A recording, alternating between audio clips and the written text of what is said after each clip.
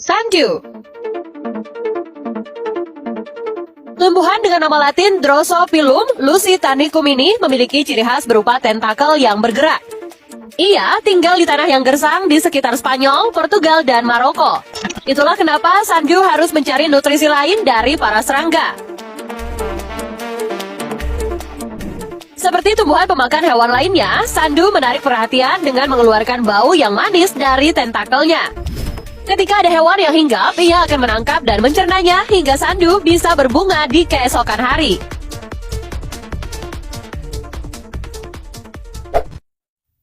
Venus flytrap. Venus flytrap atau dikenal juga sebagai Venus sering dijuluki sebagai T-Rex-nya para tumbuhan. Memiliki ukuran mungil dan terlihat seperti setengah lingkaran dengan rambut di sekelilingnya.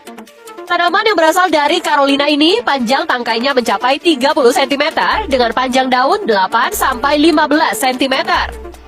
Daun capit berwarna merahnya itu akan menghasilkan nektar manis yang mampu menarik perhatian para serangga. Ketika serangga hinggap, tanaman ini dalam waktu sepersekian detik akan menutup. Dan serangga pun mati di dalamnya akibat kelenjar getah merah yang diproduksi daun capit. Tempat hidup tanaman ini adalah di tanah yang lembab dan berlumut, serta membutuhkan air yang rendah mineral. Serangga yang dimangsa oleh Venus flytrap antara lain lalat, nyamuk, laba-laba, jangkrik, dan serangga kecil lainnya.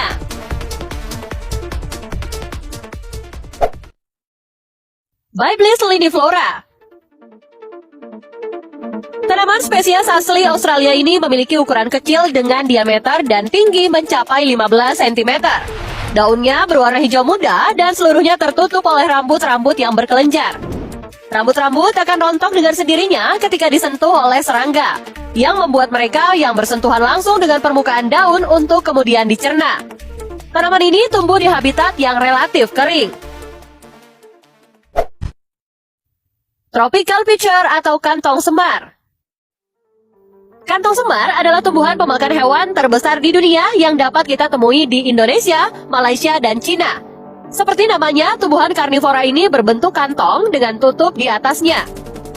Ia menarik perhatian serangga dengan bau manis yang dikeluarkannya.